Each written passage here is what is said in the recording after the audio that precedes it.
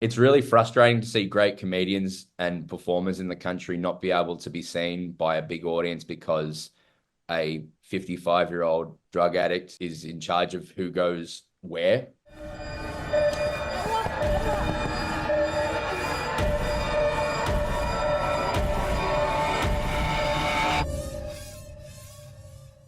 With Haven't You Done Well Productions, they're doing something that is so admirable, which is, taking the chance and enabling fresh emerging creatives like Millie, Maddie, and Ella.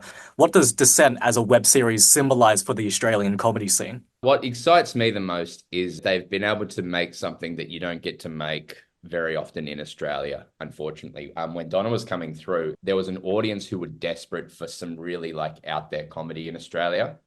And any place that offered funding at the time, as far as networks, was just not available. People online were interested in stuff that was a bit more challenging, a bit brand new, a bit alternative. Every time we worked with TV producers or TV networks for literally a decade, we were told to move away from that trajectory, despite the fact that we were getting positive feedback from people and they were selling out shows around the world and there was genuine direct hunger for it. We were trained to kind of go to something a bit more conservative and look to panel shows or look to dramas about people fucking or just things that were kind of core to what Donna was doing. We fuck and we fuck hard, but Yeah.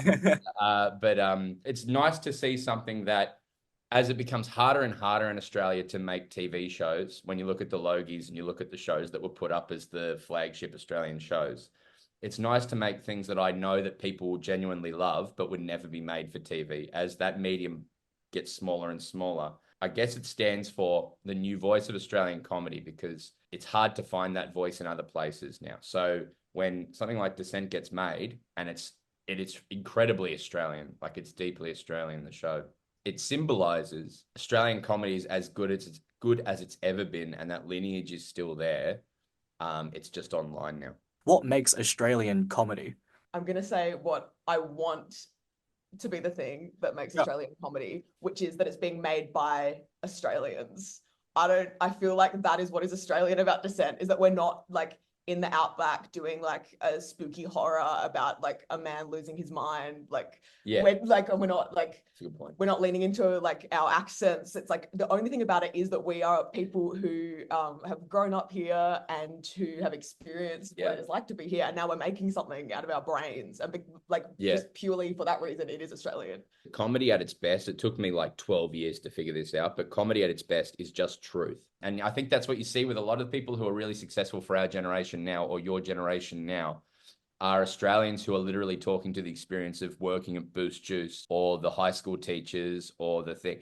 And that's why they're probably getting the views that TV wishes it had is there's this mentality that the death of the larrikin is a thing that's often said by News Corp or Sky News or places like that as a way of saying that comedy's died. But I think it's still very much alive. It's just evolving, and it's about the modern Australia that we live in and the interactions that we all have. Now, I actually watched your 2022 live show, Catching Jack, back in the Adelaide Are Fringe. you serious?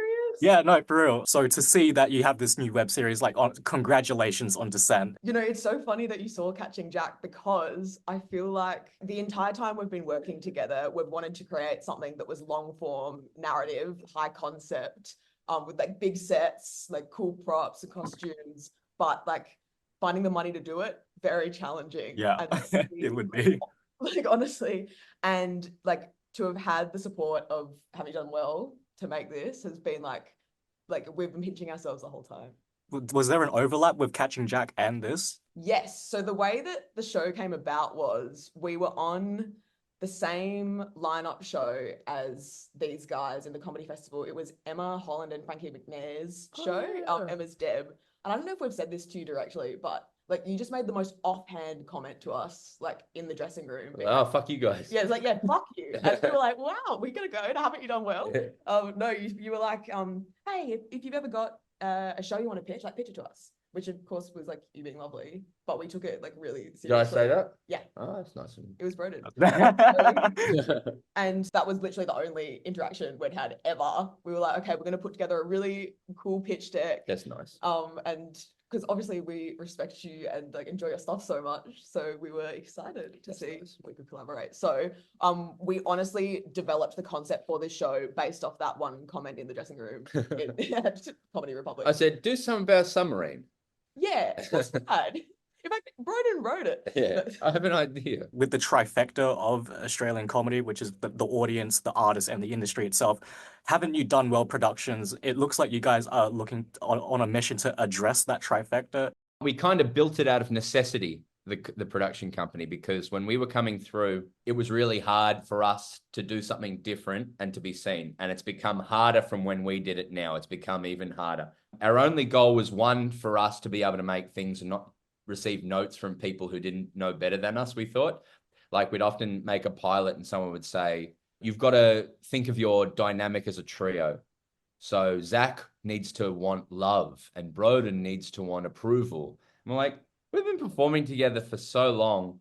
We know what we're doing. And people go, no, and want to change it. And so we kind of got tired of that. So we wanted to make a production company where the creatives pretty much had autonomy creatively to make decisions for their better or for their worse, because I prefer to see something that someone's really passionate about that's a piece of shit than something that they're not passionate about. And so there's that element. It's really frustrating to see great comedians and performers in the country not be able to be seen by a big audience because a 55-year-old drug addict is in charge of who goes where. And so I got a bit tired of that. And as this whole transition from TV, as TV dies and becomes more and more irrelevant, it's a want that people still have a chance to be seen and to be able to make premium content, not just stuff that's on their phones. That obviously has a really important place for people. But if you speak to most people who are online, there's a want to take the next step and to make something a bit more profound or a bit more legacy lasting.